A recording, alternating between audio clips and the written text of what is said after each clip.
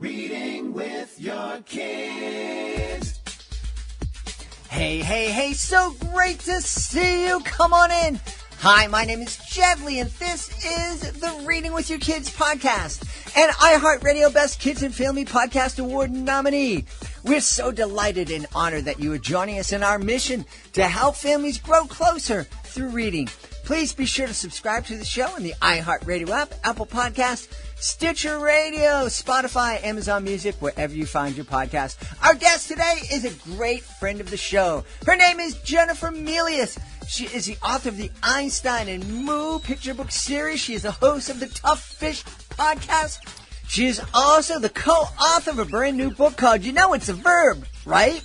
Please welcome back to the show my friend and the only person to have guest hosted the Reading with Your Kids podcast, Jennifer Milius. Hey, Jennifer, how are you?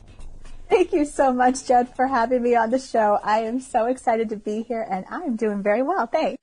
I am so excited to have you back on the show. We love having you on the show. I love that you guest hosted an episode of the Reading with Your Kids podcast. You did it just a little bit too well, so I couldn't let you do it anymore. I didn't want you to take over.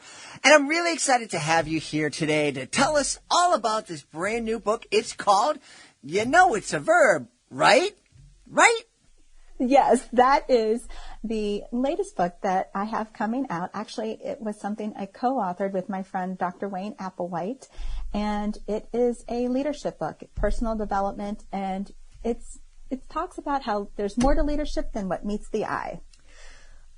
I imagine there is more to leadership than meets the eye. And before anybody out there listening says, well, I'm not a leader, I don't have a business, time for me to shut, I can just go to another episode. No. We're all leaders. If That's you right. are an author, we have authors on the show. I've said it before. You are the CEO of your book incorporated, even if you're not incorporated. If you are a parent, you're the leader of your kids. And a lot of the leadership techniques and ideas that are in your book, I'm sure apply to an author self-publishing a book or a parent raising their kids. Absolutely. I love that you said that, because it's not just about, thinking of it in a corporate structure. It's really about you wanting to develop a leadership practice. So we have stories in there, and some of the stories are very personal stories that can apply to any aspect of life. And that's how we wanted it to be. We wanted it to be something that felt relatable for wherever you were and for what you were trying to accomplish. So, absolutely. And I love how you said the CEO of your book, because that is an excellent mindset to have when you're an author, that writing this book is one thing, and it's also about then getting it out into the world and sharing it. And there is a confidence that you have to have, and a space of saying, I'm proud of this and I'm owning this space and I can't wait to talk to you about it. So this book can also help from that standpoint, just to bolster that confidence in yourself, and as you grow your team and you grow in your business. Yeah.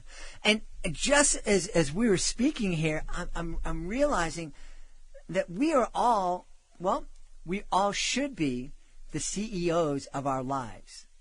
We all Absolutely. should be thinking of ourselves as leading. We use that word, we're leading our life, but there are a lot of people out there who aren't leading their own lives. They're kind of like, that leaf that's in a stream that just kind of goes wherever the water takes it, as opposed to living intentionally and really kind of planning out and leading your life and maybe giving yourself a kick in the butt sometimes when you need it, or comforting yourself when you need it.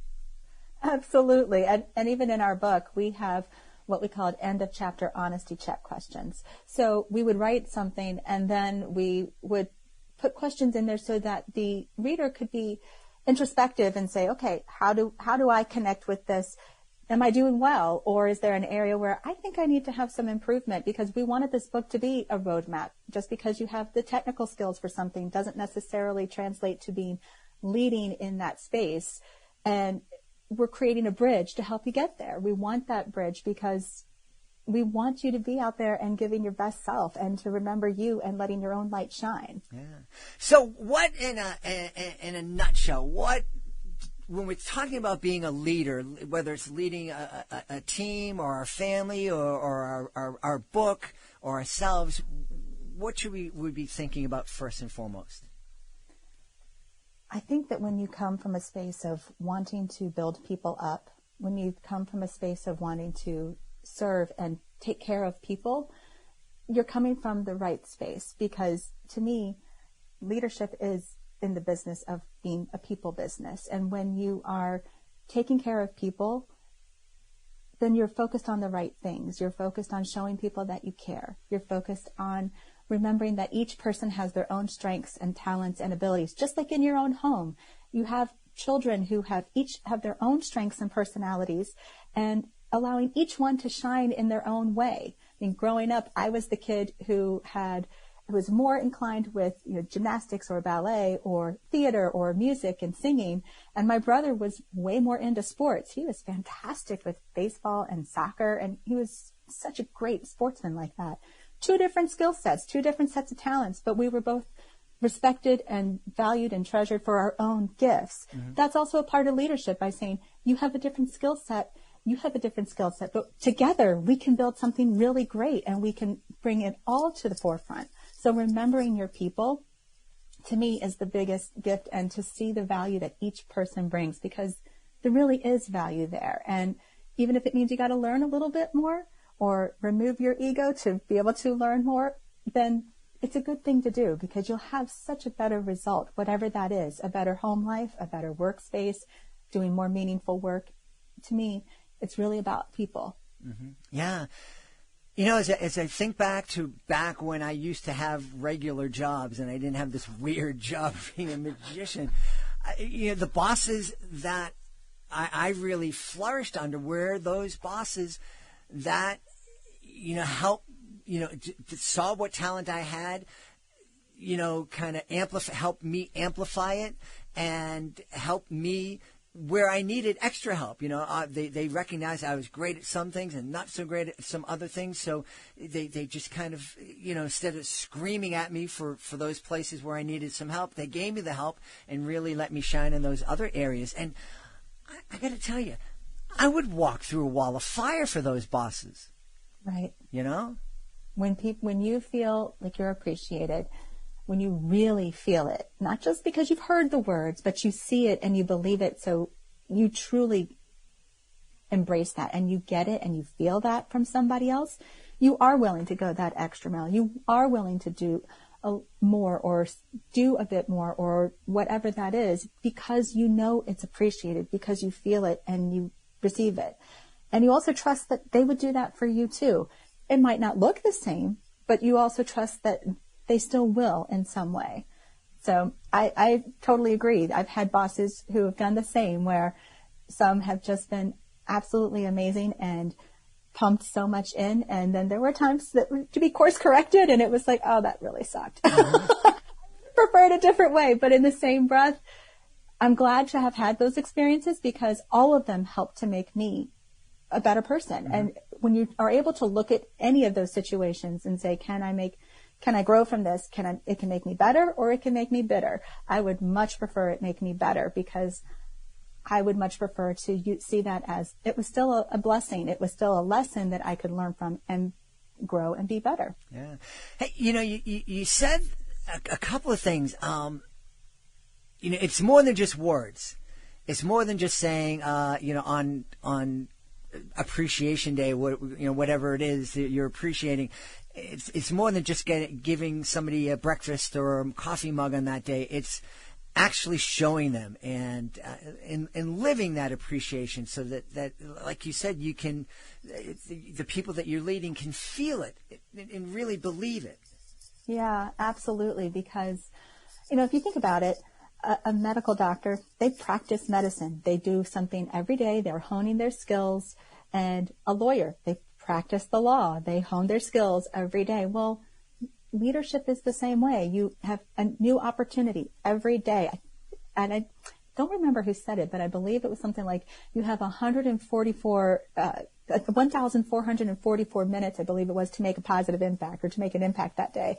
And I love the way that came across, though, simply because it was there's a new opportunity every single time. Just because one opportunity didn't go very well in that day doesn't mean it has to ruin the whole day. It just means that you have another opportunity just to keep coming back and to keep saying, how can I grow? How can I improve? How can I keep, being my best self and bringing other people up, building other people up? Yeah. I love that idea. There are some people who are all about themselves, some people in public life, and it's all about, look at me, look at how great I am, look at the great things that I've done. And that's really hard.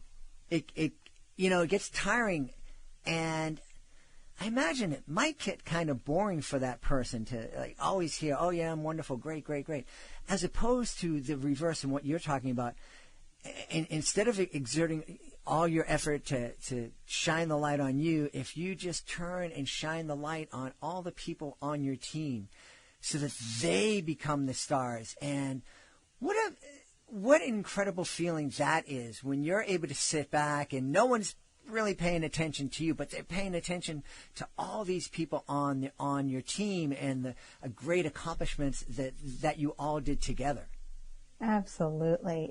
It really is an awesome thing. Because it didn't just happen in a vacuum. Mm-hmm. Mm-hmm. It didn't just happen in that moment. And even if you were the primary person, you still had support somewhere. Mm-hmm. You still had opportunities somewhere to work with others or to have learned, or even just your past experience helped you to get to where that was. So, I definitely believe that when you are able to share that sunshine, and put that on others to say, look at the value, look at the goodness here. I think that that's a joy. Just like what you do with your podcast, you show a sunshine, a spotlight, a positive light on children's writers. You show what that can actually do and bring to the world. I think that's a joyful and beautiful thing. Absolutely. So thank you, actually, for what you do. Well, thank you. I got to ask about the title. Where was the inspiration for the title? Where did that come from? Did you wake up in the middle of the night saying, it's a verb, right? Or was it a discussion with you and your co-author? It was definitely a discussion. It was not the first title. It was after a few iterations of, we tried a couple of other titles that really didn't feel like they were taking root in some way. And then when we came back to the drawing board and said, okay, what is going on here? And we kept kind of like, well, it's a verb, mm-hmm. right? It's a verb. And we're like, it's a verb. Oh my gosh, that sounds, and at first I'm like, that does feel a little cheeky. And then we would sit there and chuckle about it and said, but it makes us smile, mm-hmm. and it makes you feel curious. So it sort of stuck. And after when it really stuck and it felt like exciting in that sense, we kind of knew it was probably going to be the right one, because the other ones we liked and we felt good about, but we also wanted this to feel different. We wanted it to feel relatable. We Mm-hmm. wanted it to feel fun. We want this book to be something that people write in. Oh my gosh, I can't believe I just said you write in a book. But yes, we want you to write in it, highlight it, mark it, make it something of your own, because those are the books in my world that have really mattered to me and meant something to me when I have marked in it. And it might seem so counterintuitive. Is that really a love of a book? In that case, if it's the right kind of book for that, absolutely. And this is what we envisioned for this book. So we're asking that it's a verb, meaning there's things for you to do. Well, we want that book to be something that you use to help do those things and help grow along with you. Yeah. I'm excited. I hope folks definitely check out It's a Verb, right? But one of the things I want to check out with you is that you are, in addition to writing children's books, in addition to writing this great book for leaders, you're also a developmental editor. Am I saying that title right? Yeah. And I hadn't heard of that title, that job description, before, but it makes a lot of sense. Can you talk? We all heard about editors, and as an editor helps your spelling and the word count and all that kind of stuff, and making sure that when you start at point A and you get to point B, that there's a logical direction that you go in.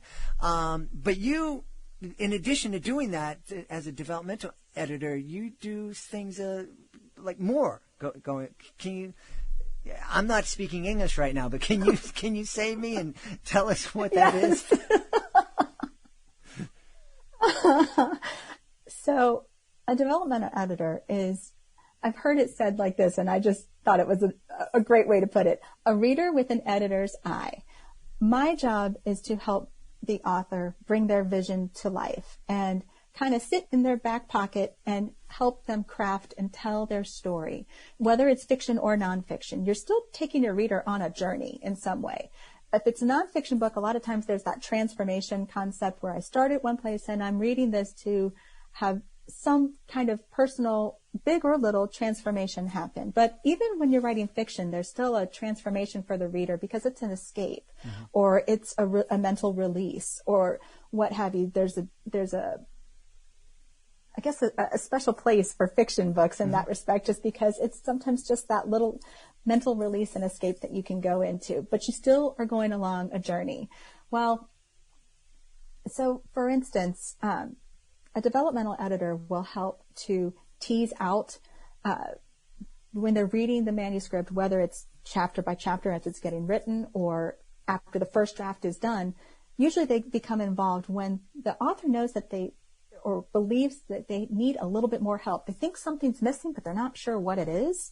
So they want someone to look at it and take the very big picture view of the book. It's not about copy, it's not about, is this punctuation okay? Or is there a grammatical error here? Or you have a comma slice, you need to fix that type of thing. It's really about, is there enough tension in the fiction world? Is there, do you see is the pacing correct for the book? Does it feel right in the pacing? A big piece of it is showing versus telling. And what I mean by that is, I can tell you I'm cold. I'm cold. Fantastic. But when you are describing it, I see my breath.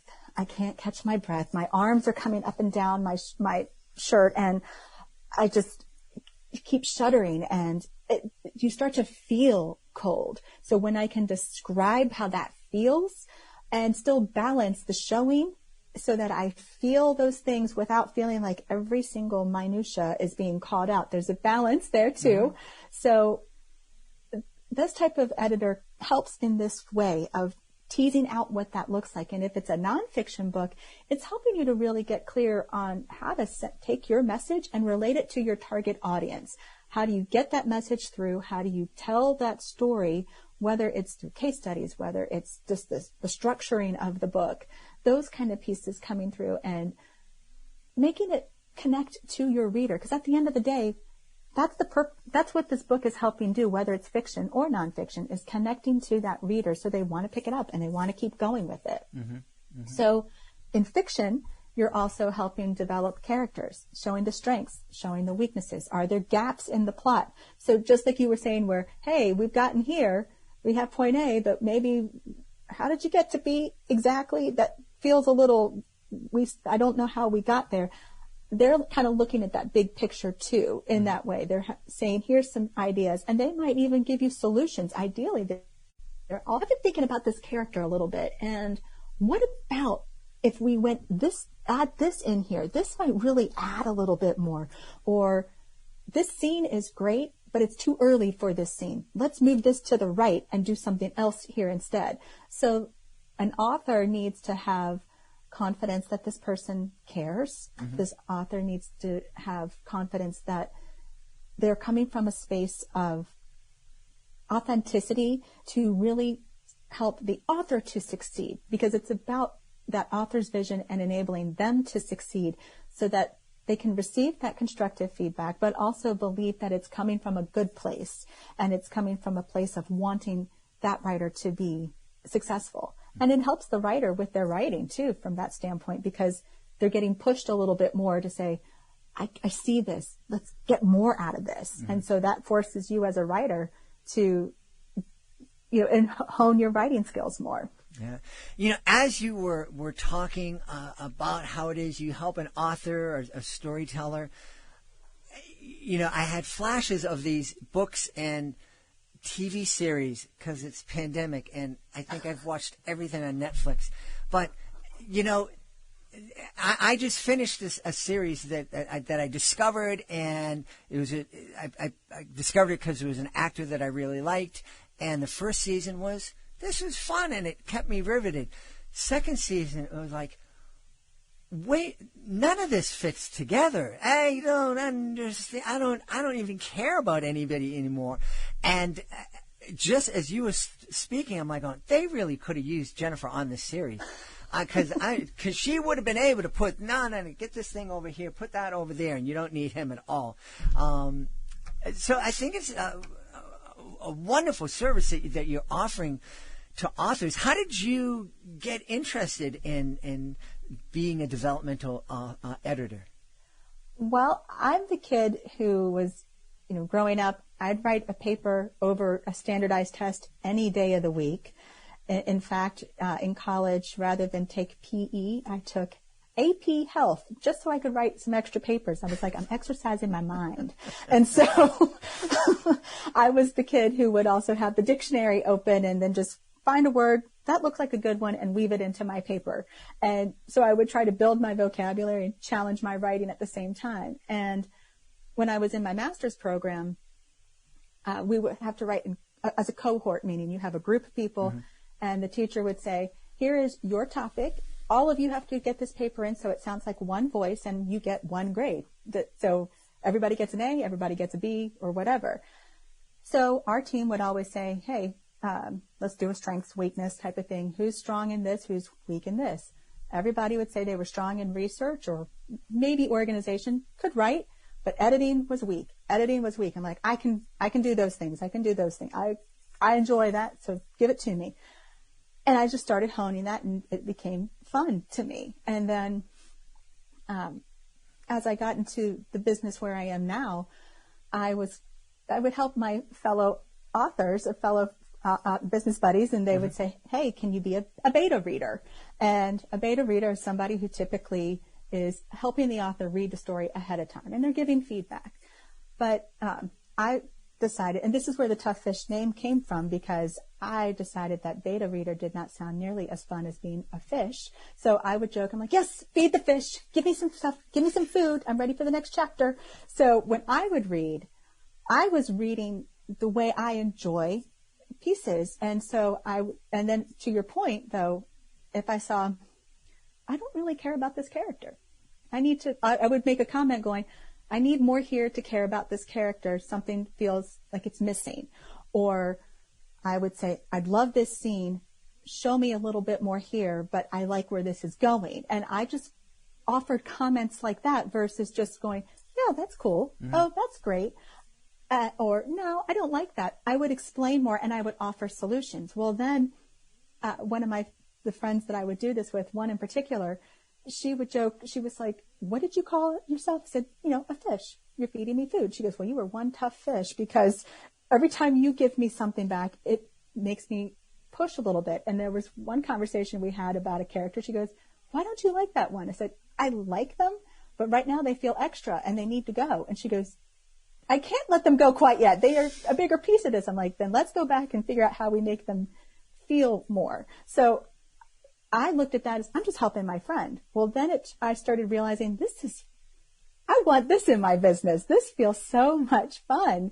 And it just felt so cool. And then when I saw more of these opportunities to come through, it just felt joyful. It mm-hmm. felt exciting. And to see the book get published, or to see that story get out there, and then the author tells you the feedback going, oh my gosh, listen to this review, or listen to the feedback that I got. That was awesome. What an amazing thing for that person. Mm-hmm. What a cool thing. And to have been a small part in that journey. And I just wanted to do more of it. Yeah, that's awesome. I love when people kind of stumble upon joy in their life. And, one of the things that I tell kids, not young kids, but people entering the workforce is, if you can find a job that you love, you never have to work a day in your life. And stealing those old lines and sharing that old wisdom is really important. And it sounds like you have really found that for your life. And That's awesome. Thank you. Yeah, Thank you very much. Tell everybody where they can go to find and get their own copy of, it's a Verb, right? And also to connect with you. Well, to get the book, it's available on Amazon, so definitely just an easy search there, or Barnes & Noble. And to connect with me, go to jennifermilius.com, and Milius is Milius. So jennifermilius.com. Now, and I don't know, but if there's somebody out there that's thinking to themselves, oh man, Amazon, they got so much of my money in Barnes & Noble, but can I support an indie bookstore? Can I call? They probably don't have it on the shelves, but can I call them up and ask them to order it for me? Will the indie bookstore be able to get it for them? I would imagine that they would. Yeah. I would imagine that they would. That would be a good idea. And here's the deal: when you do that, then that bookstore owner that's maybe never heard of Jennifer Milius before says, hey, maybe I should check this out and stock some of her books on my shelf. So that's a real benefit to Jennifer, and it's a real benefit to that bookstore too. So let's support those indie bookstores when we can. Jennifer, I'm so happy that you had a chance to be with us today. Thank you so very, very much.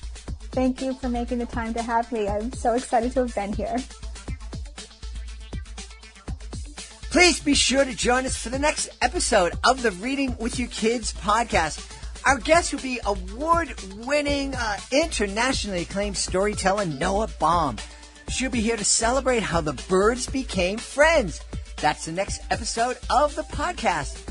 If you are the author of a great children's book and you want to take what you heard Jennifer talk about today and really take charge of your book and take action and let the world know all about it, you might want to check out our website, readingwithyourkids.com. Click on the Authors Click Here button at the top of the page. That is going to activate our menu, our drop-down menu, and you're going to be able to find out how you can become a guest on the Reading with Your Kids podcast and tell thousands of people about your great children's book. It'll also tell you about our fantastic Reading with Your Kids Certified Great Read program. We are so proud of this program. It has helped so many authors let parents know that their book is worthy of their consideration.